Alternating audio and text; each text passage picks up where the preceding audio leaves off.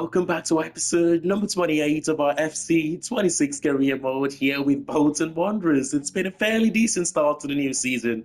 2-0 victory against Everton, clean sheet. But as I said, after that game, we've got tougher games coming up here in the league. We've got Chelsea, Aston Villa to complete the month of August and the transfer window.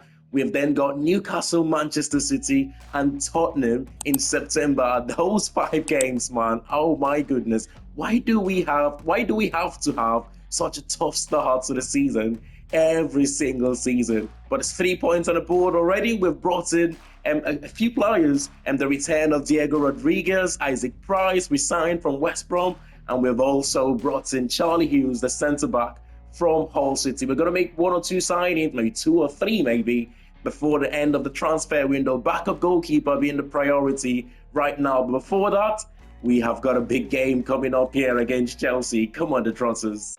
It's a huge game here for us at Stamford Bridge in what is a tough start to the Premier League season. I think I mentioned at the end of the Everton game that whilst there are no easy games in the Premier League, that was probably, on paper, the easiest game we were going to face in our next 5 or 6 games, starting with Chelsea here, who have got a back 4 of Colwill. They've got Trent Alexander-Arnold in there. They've got Arda Güler playing from the right-hand side of the attacking midfield 3. And they have got Liam Delap up front. For ourselves, just the one change from our last game, and that is Kieran Morgan replacing Diego Rodriguez in that midfield. The forward 3 remains the same, and the defense exactly the same. I didn't want to make too many changes from what was a winning team against Everton. It's going to be a much tougher game here in Stamford Bridge. Never an easy place to go to. It's such a small stadium as well. If you've never been there before, for a big football club like Chelsea, I don't think if they had to make that stadium bigger, I don't think they've got enough space to do so with all the houses and hotels around the stadium. Now, that is a good start to the game from Isaac Price. I felt he was a little bit quiet against Everton. I mean, some of the things we saw against Everton was more what he could do defensively rather than going forward. I know it's only early days for him. It's going to take time for him to gel with the whole team. But I've got huge expectation for our £12.5 million signing. Here is Cole Palmer, though, trying to create something out of nothing here. We've got to stay a bit close. Oh, they give possession away there, only to give it straight back to them. And Gittin, who scored 2 goals in his previous game, is already made his 3rd for the Premier League season. And that is a cracking finish. A mistake there from ourselves. Oh, it's Simons as well, our skipper. He doesn't usually make mistakes like that. Just got caught in possession there, just couldn't get it out of his feet quick enough.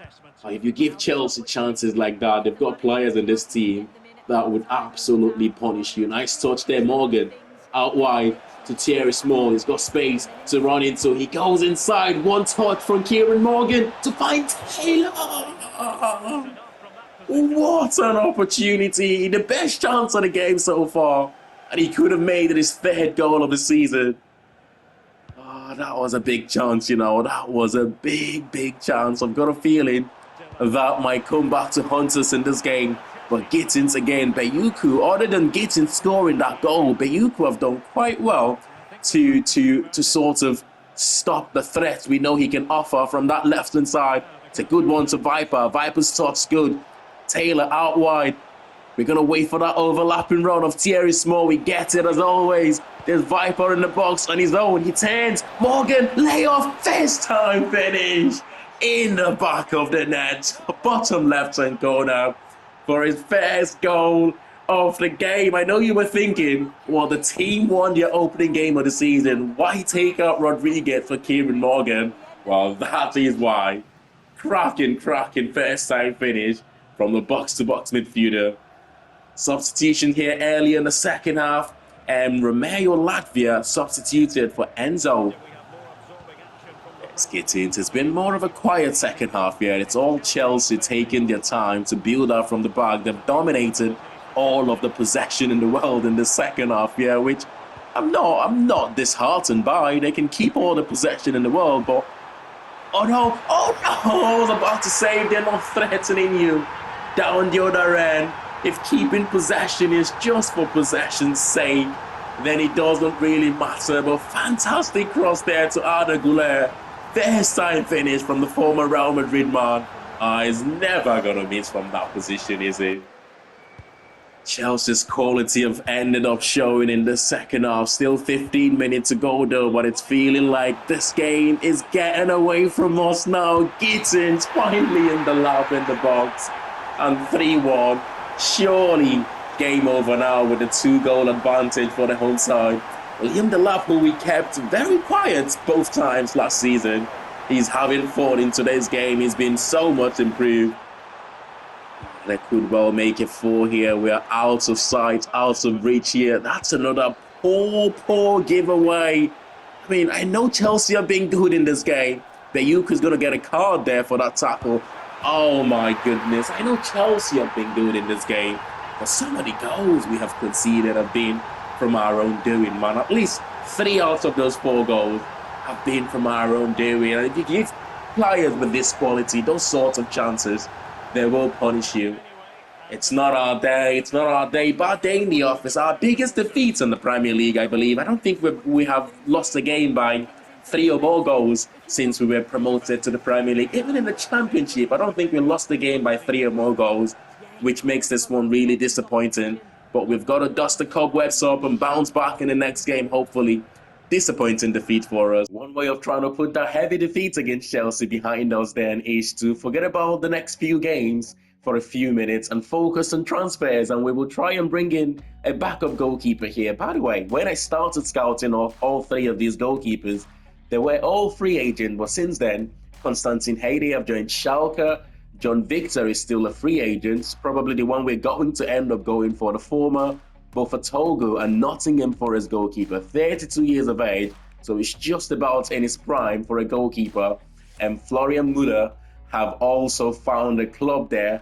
I mean, it's a no-brainer, isn't it? Rather than paying for a backup goalkeeper, we might as well go for someone who is experienced, 6'5", is not going to, complain when he doesn't play too many games. He's clearly going to be our second choice goalkeeper.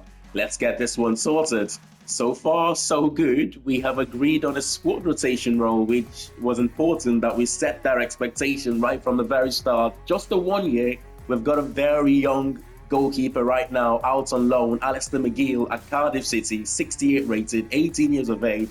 He's our future in terms of goalkeepers, so I don't want to be going crazy with the contract there, but 14k in wages, 500k, 502k. No, that's not my intention.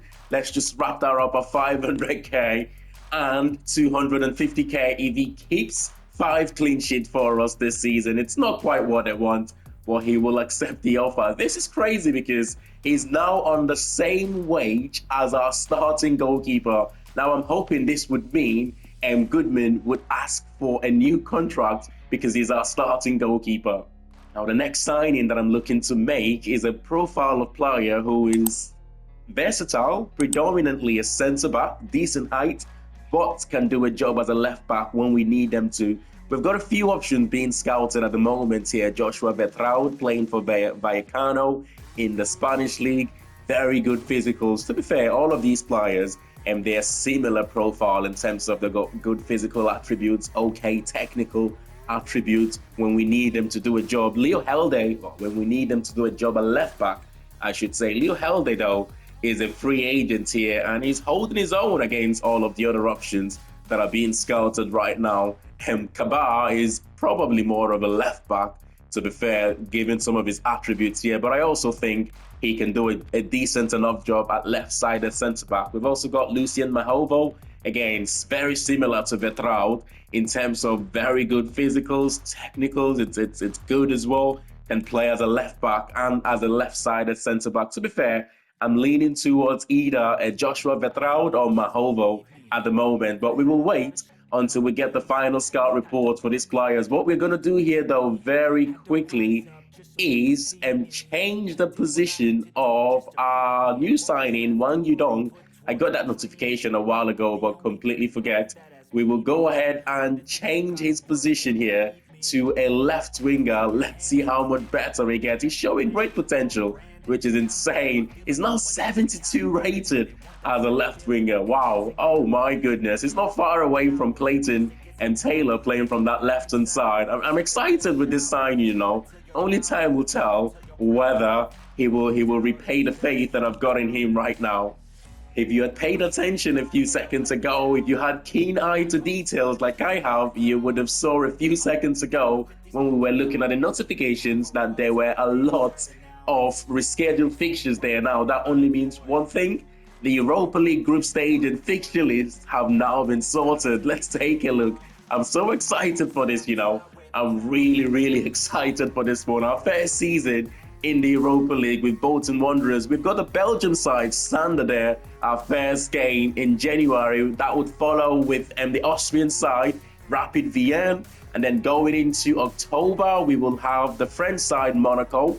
And we will face the Portuguese side, Braga, another Belgium side, and this time Royal Union Saint-Galois, who are top of the Belgium league right now in real life, if I'm not mistaken. And we will follow that with another Austrian side, this time Red Bull Salzburg. That will be a tough game for us. And that will follow the Spanish sides, Real Betis and Villarreal, our final game of the Europa League group stage. I'm hoping by that time we would have done enough to finish in those top 8 positions, which will automatically see us into the next rounds, the qualification rounds. If we are there at that time, we would have had a really good season. Some tough games there, you know, Monaco and Royal Saint-Galois. We have got Real Betis, Villarreal. Those are all tough games that we will play this season in the Europa League. But before that, we will play one more game here in today's episode, and it's going to be against Aston Villa.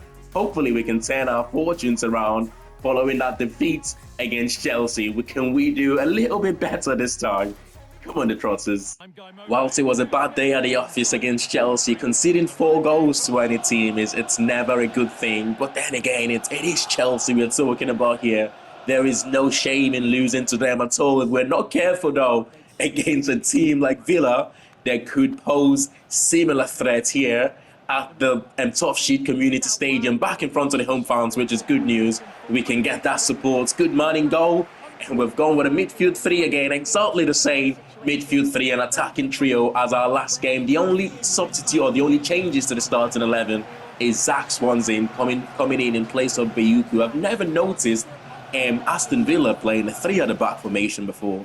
I mean, I've never noticed that. They probably have been playing that 3 at the back formation the last couple of games we've had against them last season, but I've never really paid attention to that, which is strange because I usually pick up on things like that. That's poor giveaway here from the start, trying to go over the top, but well cleared by the centre-back. Possession 1 in the Aston Villa's half, out wide to Thierry Small. He's got the pace to drive forward, we know that.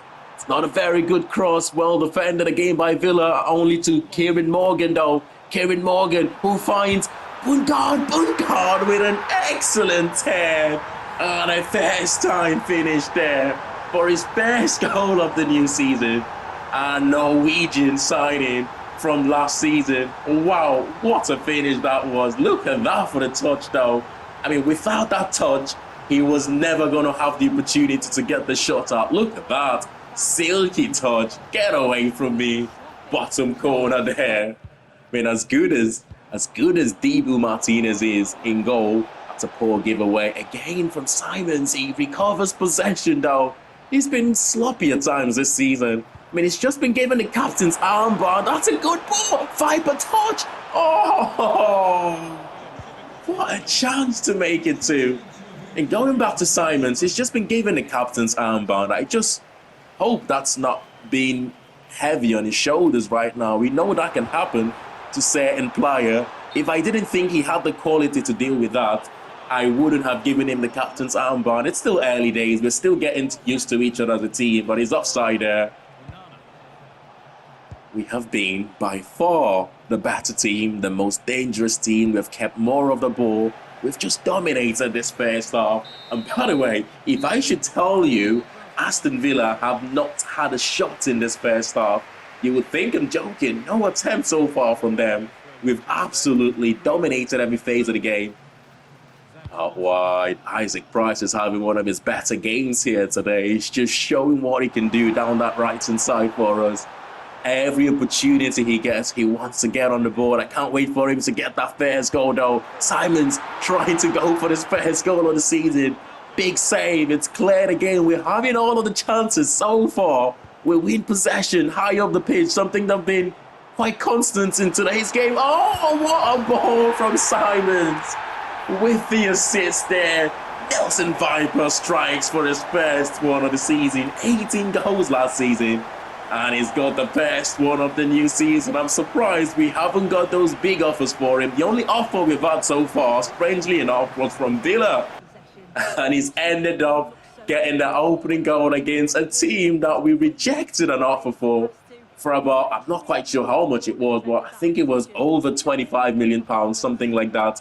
But what a start to this game, by the way. What a start. We've also made a couple of changes there to our team. We've got Lloyd Yandel coming on to replace Bungard from that right-hand side. We also have Wang Yudong coming on to replace Nelson Viper up front.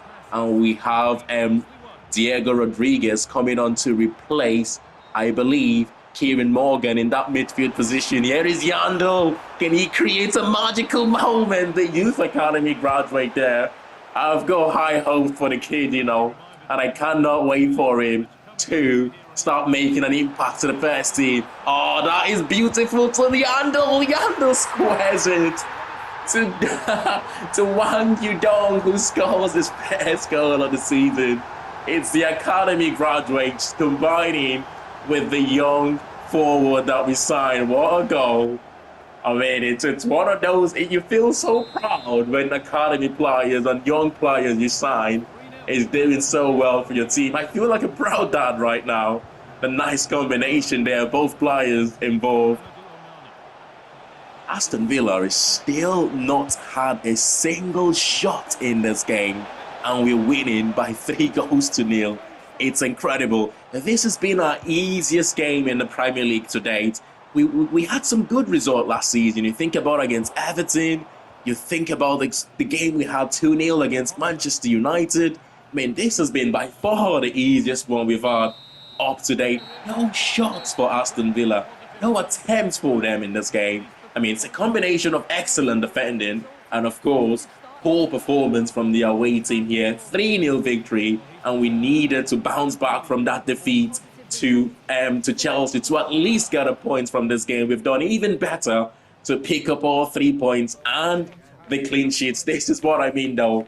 Some of the match stats here: 54% possession, more of the ball, more shots, more expected goals. Not a single shot for Aston Villa in this game. We will have to give Isaac Toure a new contract here. When you start getting loads of transfer offers for them, you know they have asked for an increase in wage, and you haven't done that. Hence, they're handing a cheeky transfer request. But we will give him a new contract here to stop those offers for him. He's been quite good. His first few games of last season were shaky, but I feel like he's made huge stride. He's improved game after game, and he's only going to keep on getting better at 25 years of age. It's not been as smooth sailing as I thought this extension was going to be. So far, they're wanting about 45k in wages, which would make him the highest paid player in the team. I'm not willing to go that high.